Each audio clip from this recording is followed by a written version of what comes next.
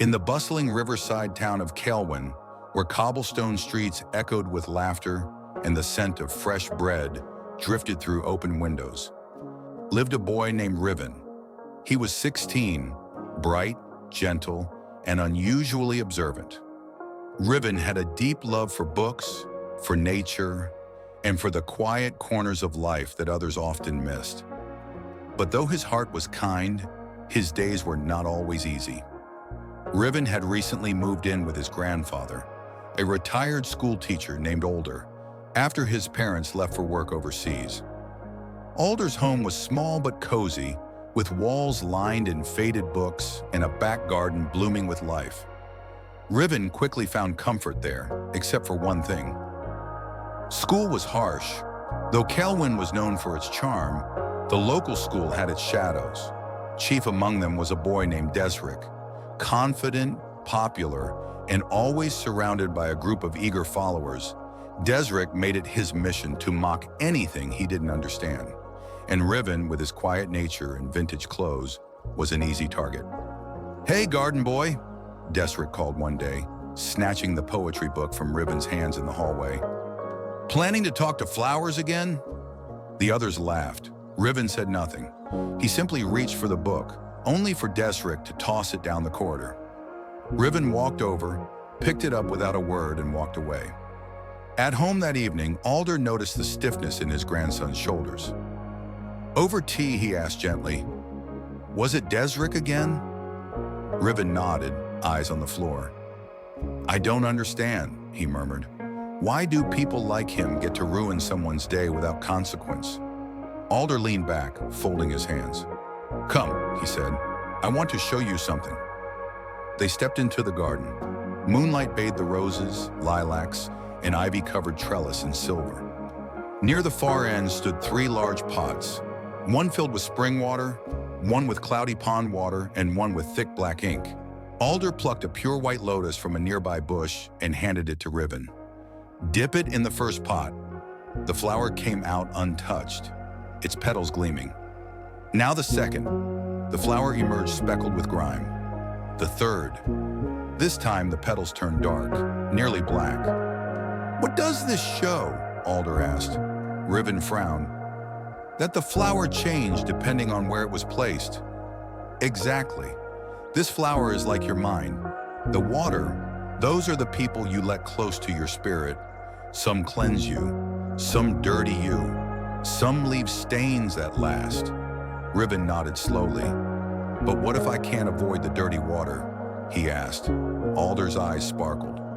"Then you must become like the stone lotus." "The what?" And so began a tale from Alder's youth. "When I was your age," Alder began, his voice steady and low, "I too had a Desric in my life. His name was Thorn. Fitting, isn't it?" Riven smiled faintly. "I wasn't always a teacher. Long ago, I was an apprentice stonemason in the mountains of Elmerith. I worked under a man named Master Jaren, a brilliant sculptor, but as strict as the stone he carved. He believed only pain could sharpen the soul." Alder's eyes drifted to the night sky. In the workshop, there was another apprentice, Thorn. He was talented, yes, but cruel. He mocked the way I held my tools, laughed at my questions, and made up stories to turn Master Jaren against me. "Why?" Riven asked. "Because I was different. I spoke less, worked slower, asked why instead of how.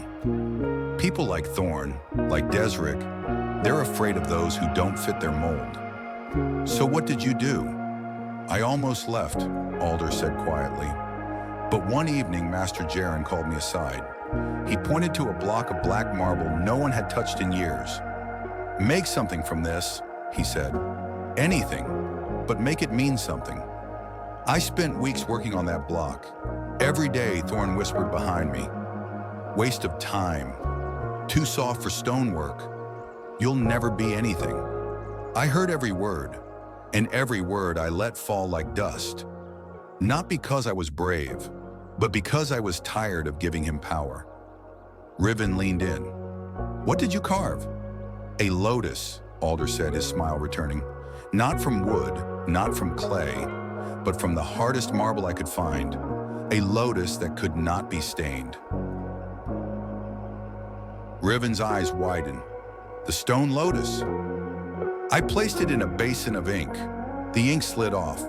I poured dirty water over it. It stayed strong. I left it in the snow. It did not crack.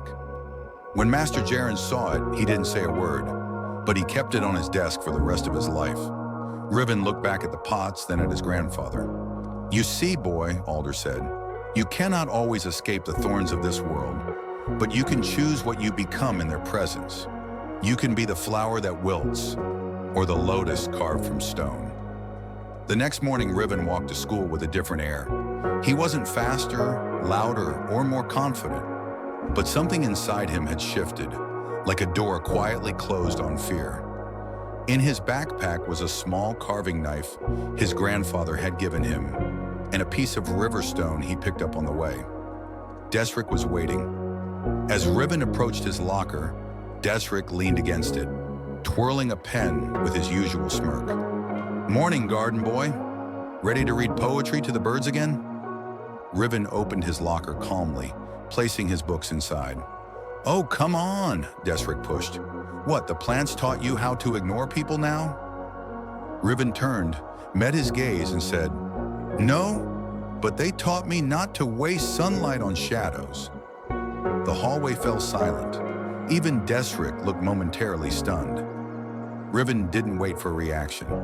He walked to class, shoulders relaxed, heart steady. That week, the comments continued, but Riven no longer fed them. He answered calmly when needed, stayed silent when it wasn't worth the breath. Every recess, he sat in the courtyard carving his stone. Some laughed, some stared, but most simply watched. By the second week, something changed. Desric's insults began to falter. Fewer, shorter, thrown without conviction. Bullies thrive on reaction. And when their audience becomes quiet, they lose their power. Then one day, Riven noticed something strange. Desric was alone. No boys behind him, no jeering, just him sitting on the school steps during lunch, flipping through his phone with a forced indifference. Riven walked past but paused. He looked down at the half-carved stone in his hand, an unfinished lotus. Without thinking too much, he sat beside him. What do you want? Desric muttered. I'm making something, Riven said, holding up the stone. Want to try? Desric scoffed, but Riven handed him the carving tool anyway. Desric hesitated, then took it. Neither said much, but they sat together until the bell rang. From that day on, something new grew in the cracks of old hostility. They didn't become best friends, but Desric stopped mocking. He started nodding. Sometimes, they carved together in the courtyard, two boys quiet, the past fading like dust brushed off stone. Years later, the school courtyard would bear a sculpture donated by an alumnus. It was a lotus, bold, unbending, carved from mountain stone. Beneath it, a plaque read, Let others throw dirt, be the one who rises. Riven Kelwyn, moral of the story, you don't win against toxic people by shouting louder. You win by refusing to be dragged into their darkness, by staying kind in chaos, silent in storms, and grounded when others shake. You become the stone lotus, untouched, unbroken, and unforgettable.